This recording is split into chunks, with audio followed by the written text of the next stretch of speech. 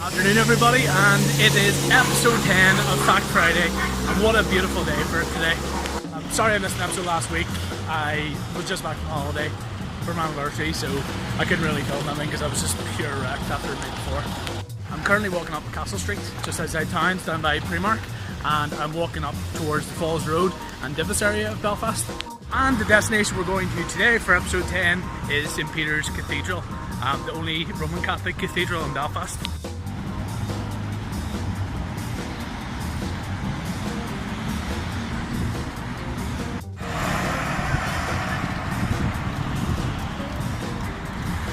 So if you are thinking of visiting West Belfast, definitely visit the Peace Walls. They do what they say in the tin, basically. They used to separate, and still do, the Catholic and Protestant communities in Belfast. And on the Peace Walls they're completely covered with murals that depict the past and present social and political struggles of Belfast and beyond. And this monolithic structure in front of me is the Divis Tower.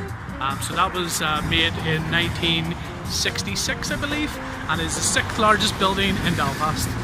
So if you can see it, don't know if you can, because that big fiery ball up there called the sun, we don't normally see, but top 2 floors were occupied up until 2005 by the British Army, and that was from the 1970s. So those 2 top floors were used as observational posts by the British Army. It was closed in 2005. We've had quite a checkered past before that, you know, during the Troubles, and the only way the British Army could actually reach that post was by helicopter, because it would have been too dangerous for them, trust me, to go through the floors to reach the top.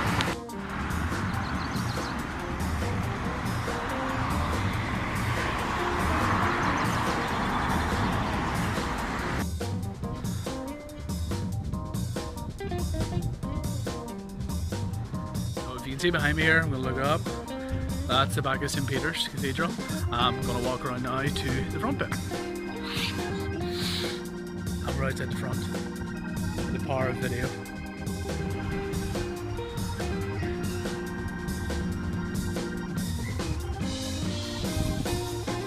So I was just speaking to Liz in the office there.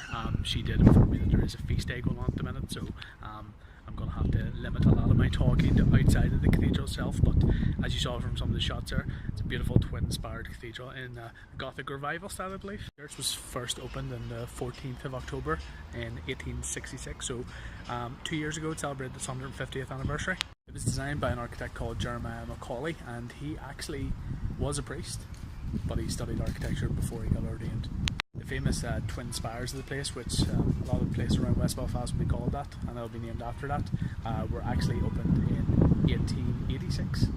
The land that it was built on was donated by a local man called Barney Hughes, and you may remember that name because I did mention him 2 weeks ago in the Friars Bush graveyard video. He was buried there, and he created Barney's Baps. He was a local baker and politician.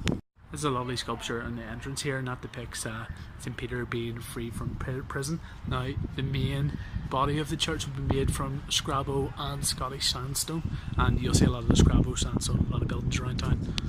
This is the cathedral in all its glory. I especially love the hammer beam ceiling at the top. The church received major renovation in 1950 and again in 1986. So the 1986 renovations were a bit more controversial. It was by a local architect, I believe, called Ray Carroll, and he decided it would be a good idea to put down carpets and things on the beautiful tiled floor. It didn't go down well. This beautiful organ was installed in 1886. Just love the colours, the blue and the whites up above. This is an example of the tile floors the architect wanted to put the carpet over, and what a stupid mistake that would have been. While I was inside, I was really drawn to this pillar for some reason. I just really liked the style of it. It's kind of like an Egyptian style almost. So I was told to check this out. This is a tomb of Bishop Philbin. He was the Bishop of Down O'Connor. His tenure was throughout the Troubles, and he was quite an interesting and controversial bishop, so definitely give him a read up. So that was our visit to St Peter's Cathedral in the Divis area of West Belfast. It's such a beautiful cathedral and definitely well worth a visit. It's not as advertised as other churches and cathedrals, but definitely a stop to make if you're in Belfast. So as I said, I wasn't allowed to actually speak and film while I was in there, so I took a few quiet shots of the cathedral in its glory, because I didn't want to disrespect those who were actually there to pray, which is what it's supposed to be used for. You'll find a lot of murals like this around Belfast. These depict local people, local buildings, local streets around the area, and you'll get quite a lot of these around West Belfast especially on the Peace Wall murals, as I told you earlier. So So that's your whistle-stop tour of St Peter's Cathedral. I do think it's one of the most beautiful churches in the city. As you can see by the refurbishments, they've really done this tastefully. And I think that the city should promote this more to tourists and people outside the city coming to see it, because it's stunning. So that's the end of the 10th episode of Fact Friday. I really hope you enjoyed it. I can't believe it's the 10th one already. If you do like this, make sure you subscribe to our YouTube channel. Hit the button right there.